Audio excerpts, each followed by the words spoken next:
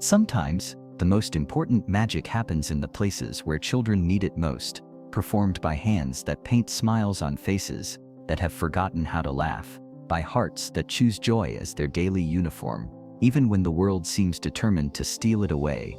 That's what 58-year-old Bobby "Bobo" Martinez proved when he stood at the Family Feud podium, still wearing traces of face paint under his fingernails from that morning's hospital visit, and gave an answer that stopped Steve Harvey's heart and reminded an entire television studio that some people spend their lives being professional hope-bringers, one balloon animal at a time. Bobby Martinez had been Bobo the Clown for 35 years, longer than some of his audience had been alive.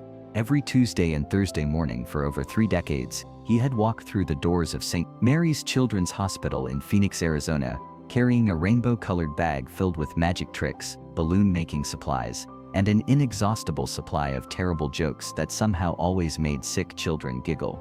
He had never missed a scheduled visit, not when he had the flu, not when his mother died, not when he was going through his divorce, not even when he had his own minor heart attack in 20. Bobby understood that when you're someone's source of light during their darkest time, you don't get sick days.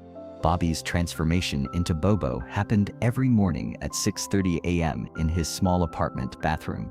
The white face paint went on first, followed by the red nose, the exaggerated smile painted in bright red lipstick, the rainbow wig, and finally, the oversized polka-dotted bow tie. By 7:15 a.m., Bobby Martinez disappeared and Bobo emerged, ready to spend the day being exactly what sick children needed him to be. The Children's Hospital was a world unto itself, where time moved differently and where normal rules about joy and sorrow didn't apply. In pediatric oncology, 6-year-olds discussed chemotherapy schedules with matter-of-fact acceptance. In the cardiac unit, teenagers faced surgeries that would determine whether they would see their high school graduations. This was where Bobo did his most important work, not entertaining children, though that's what it looked like, but reminding them that despite everything they were going through, laughter was still possible, that joy hadn't been permanently stolen from them by illness or injury, that somewhere inside them, the part that could still be delighted by magic, was alive and waiting. Bobby had learned to read his young audience with precision. He could tell by the way a child held their shoulders whether they needed gentle humor or energetic silliness. He could determine from their eye contact whether they wanted to participate or just watch from a safe distance. Most importantly, he had learned to recognize the children who needed magic most desperately, the ones who had stopped laughing entirely. Those were his specialty cases: the 8-year-old who hadn't smiled since starting cancer treatment, the 12-year-old who had been in a car accident that left him paralyzed and convinced that happiness was something that happened to other people, the 5-year-old whose heart condition required so many procedures that she had developed anxiety about anyone in medical clothing. Bobby had a different approach for each child. Sometimes it meant spending an entire visit sitting quietly next to a bed, making tiny balloon animals, and leaving them on a side table without saying a word, until curiosity finally overcame fear. Sometimes it meant performing magic tricks for everyone else while strategically positioning himself where a resistant child couldn't help but see the reactions, until social proof convinced them that it was safe to be amused. But always, Bobby's goal was the same: to prove that laughter wasn't incompatible with serious illness, that joy could coexist with pain, that being sick didn't mean surrendering the right to be delighted by something simple and wonderful. Over 35 years, Bobby had entertained an estimated 15,000 children. He had performed at birthday parties, celebrated in hospital rooms, at holiday parties, for families who couldn't go home for Christmas, at graduation parties for children who had completed treatment, and at memorial services for children who hadn't. Bobby had never had children of his own. His marriage to Maria had ended partly because of his dedication to his hospital work. His refusal to consider a normal job that would provide better financial security. Maria had wanted children, and Bobby had wanted to continue being available to the thousands of children who already needed him. The choice had been painful, but it had also been clear. Now at 58, Bobby was contemplating retirement. His back ached from carrying heavy prop bags and spending hours bent over hospital beds. His knees protested when he had to get down on the floor to perform magic tricks. His voice was starting to show the strain of 35 years of projecting energy and enthusiasm. But every time Bobby mentioned retirement to Dr. Patricia Williams, the head of pediatric oncology, she would shake her head and tell him about a new patient who specifically asked when the funny man with the red nose would be visiting, or about a child who had been unresponsive until Bobo arrived and suddenly started asking questions about balloon animals. The Family Feud opportunity had come through his nephew Miguel, who worked in television production and had grown up hearing stories about Uncle Bobby's hospital work. Miguel had always been amazed by his uncle's dedication and had recently started volunteering at the Children's Hospital himself. Bobby's family for the show consisted of Miguel, his sister Rosa, a retired teacher, her husband Frank, a construction worker, and their daughter Carmen, a nursing student who planned to specialize in pediatrics, partly because of her uncle's influence. The preparation for Family Feud had been both exciting and nostalgic for Bobby. When his family practiced survey questions about what makes children happy, Bobby's answers always came from his hospital experience: feeling special, being surprised, knowing someone cares about them. The morning of their taping, Bobby had completed his usual Tuesday routine at St. Mary's. He had visited 12 children, performed magic tricks for a birthday party in the cancer ward, and spent extra time with 7-year-old Emma Rodriguez, who was having a difficult day with treatment but had managed to laugh when Bobo made a balloon giraffe. Bobby had changed out of his full Bobo costume for the trip to New York, but he couldn't quite transform completely back into Bobby Martinez. Traces of white face paint lingered around his hairline despite careful scrubbing. His bag still contained balloon-making supplies and magic props, because a clown never knew when children might need entertainment. Steve Harvey's pre-show meeting with the Martinez family was immediately different from typical contestant interactions. When he met Bobby, whose gentle demeanor and persistent traces of face paint suggested someone who spent his days in character, Steve found himself talking with someone whose entire career had been built around understanding what children needed. "Bobby," Steve said, "your family tells me you've been a clown at children's hospitals for 35 years. That's incredible. What got you started in that line of work?" Bobby's face lit up with the same warmth that had comforted thousands of sick children. "I started as a weekend volunteer when I was 23, just wanting to do something meaningful, but the first time I saw a child who had been crying about a medical procedure start laughing at my terrible magic tricks, I knew I had found my calling." Working with sick children teaches you that joy isn't a luxury, it's medicine. When a child is facing something scary and painful, laughter becomes a form of healing. It reminds them that they're still children, not just patients. Steve was struck by Bobby's obvious dedication, and by the way he spoke about his work as a calling rather than just a job. 35 years though, that's a lifetime of dedication. What keeps you going back to the hospital every week? Bobby's answer revealed the depth of his commitment. "The children keep me going. Every week there are new patients who need to remember that laughter is still possible, and longtime patients who count on me to be a consistent source of joy." When you become part of a child's healing process, when they specifically ask for Bobo when they're having a bad day, you don't retire from that responsibility. The opposing family, the Chen family from California, had initially approached the competition with enthusiasm, but when they learned about Bobby's decades of volunteer work with sick children and witnessed his obvious dedication to bringing joy to others, their competitive energy transformed into respect and admiration. When Steve Harvey took the stage, the studio buzzed with anticipation, but there was an undercurrent of reverence.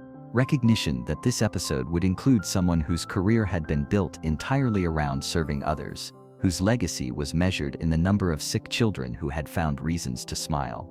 The family introductions revealed the Martinez family's values of service, dedication, and using talents to benefit others. Steve learned about Rosa's career in education, about Frank's initial skepticism that had turned to respect, about Miguel's growing involvement in volunteer work, and about Carmen's decision to pursue pediatric nursing. "Bobby," Steve said during the introductions, 35 years as a hospital clown. What's the most rewarding part of that work? Bobby looked out at the studio audience and cameras, and his response carried the wisdom of someone who had learned that the most meaningful work often happens in places where most people prefer not to go. "The most rewarding part is seeing children remember how to laugh," he said. "When a child has been dealing with pain and fear and medical procedures, they sometimes forget that joy is still available to them, My job is to remind them that being sick doesn't mean giving up happiness. The game began with Bobby participating in the face-off. The question was, name something that cheers people up when they're sad. Bobby buzzed in confidently and answered, a surprise that makes them laugh. It was the number one answer on the board, and the Martinez family chose to play. As the round continued, each family member's answers reflected their understanding of what brings comfort and joy during difficult times. When it was Bobby's turn again for name something performers hope their audience will do, he said, forget their troubles, even for a few minutes. But it was during the fourth round that the moment everyone would remember forever finally arrived. The category was Name Something Clowns Give Children, and after family members had provided answers like balloons, entertainment, and birthday parties, it was Bobby's turn.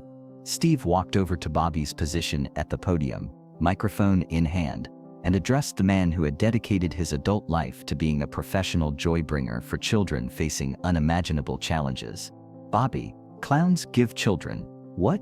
Bobby looked at Steve, then at his family, then at the studio audience filled with people who probably couldn't imagine voluntarily spending time in children's hospitals, watching children suffer, and choosing to respond with humor and magic. When he spoke, his voice carried the certainty of someone who had learned that some gifts are invisible but essential. Permission to laugh when they've forgotten how, he said simply. The words filled the studio with a truth that transcended typical game show entertainment. This wasn't just an answer about what clowns provide. This was insight into the healing power of laughter, the importance of joy during trauma, and the courage required to bring lightness to dark places. Steve Harvey, who had built his career on making people laugh, found himself facing someone who had learned that laughter could be medicine, that humor could be heroism, that choosing to be funny in the face of childhood illness required a special kind of strength. Permission to laugh when they've forgotten how, Steve repeated slowly, then louder. Permission to laugh when they've forgotten how. He set his microphone down and walked directly to where Bobby stood. The cameras kept rolling, but everyone in the studio understood that they were witnessing something that went beyond television. Bobby, Steve said, his voice thick with emotion, that might be the most beautiful answer anyone has ever given on this show. He positioned himself directly in front of Bobby, speaking with the respect that one entertainer has for another who had chosen the hardest possible audience. You know what you just taught all of us? You taught us that laughter isn't just entertainment, it's healing. When children are scared and sick and facing things they shouldn't have to face, you give them permission to still be kids, to still find joy, to still believe in magic. Steve turned to address the entire studio, his voice carrying the weight of recognition for something profound. Ladies and gentlemen, this man right here has spent 35 years, going into children's hospitals twice a week to make sure that sick children don't lose their ability to laugh. While most of us avoid hospitals because they make us sad, Bobby puts on a clown costume and walks in there to bring joy to children who need it most. The studio audience rose to their feet in sustained applause, but Steve wasn't finished. But that's not even the most incredible part. The most incredible part is that he's never missed a scheduled visit in 35 years. Not when he was sick, not when he had personal problems, not even when his own heart attack, because he understands that when you're someone's source of light, you don't get to take days off from being hope. Steve walked back to Bobby, who was standing quietly with tears in his eyes, overwhelmed by recognition for work he had always considered simply what needed to be done. Bobby, I want to ask you something. Would you show us what you do? Would you give us just a little bit of the magic that has helped thousands of children remember how to laugh? Bobby reached into his bag and pulled out a few basic supplies, balloons, a simple magic wand, and a red foam nose. As he put on the nose, something transformed in his posture. Bobby Martinez stepped back, and Bobo emerged. "Hello, boys and girls," Bobo said to the studio audience in the voice that had comforted thousands of sick children. "Who wants to see some magic that will make you forget all your troubles?" For the next 3 minutes, Bobo performed simple magic tricks and made balloon animals while telling terrible jokes that somehow made the entire studio audience laugh like children. He made a balloon dog for Steve, performed a magic trick where a coin disappeared and reappeared, and led everyone in singing, "If You're Happy and You Know It." When he finished, the silence lasted for several heartbeats before the studio erupted in applause that lasted over a minute. It wasn't just applause for entertainment, it was recognition for someone who had shown them what it meant to dedicate your life to bringing joy to others. Steve walked back to Bobby, who had removed the red nose but whose transformation back to regular person seemed incomplete. "That's what you do every week for sick children," Steve said with profound respect. "That's the magic that has helped thousands of kids remember that they're allowed to be happy even when everything else is scary." The episode aired 6 weeks later and became a phenomenon that extended beyond typical game show entertainment. Bobby's story sparked national conversations about the importance of joy during medical treatment, the therapeutic value of laughter, and the unsung heroes who dedicate their lives to serving children in hospitals. The response from viewers was overwhelming. Children's hospitals across the country reported increases in volunteer applications from entertainers. Medical clown programs received unprecedented funding and support. Most importantly, thousands of healthcare workers reached out to share their own stories of witnessing the healing power of laughter. Steve Harvey, who had spent decades making people laugh, learned something profound about the difference between entertainment and healing. In interviews afterward, he said, "Bobby taught me that some laughter is medicine, that some entertainment is actually therapy, and that the most important stages aren't always the biggest ones." Bobby used his portion of the family's winnings to establish a fund for medical clown programs at children's hospitals and to purchase better equipment for his performances. But the real prize was recognition that his work mattered, that his choice to dedicate his life to bringing joy to sick children was valuable and important. Bobby "Bobo" Martinez continues to visit St. Mary's Children's Hospital twice a week, continues to carry rainbow-colored bags full of magic and hope, and continues to prove that some of the most important work in the world happens when someone chooses to be a professional hope bringer, giving children permission to laugh when they've forgotten how, one balloon animal at a time.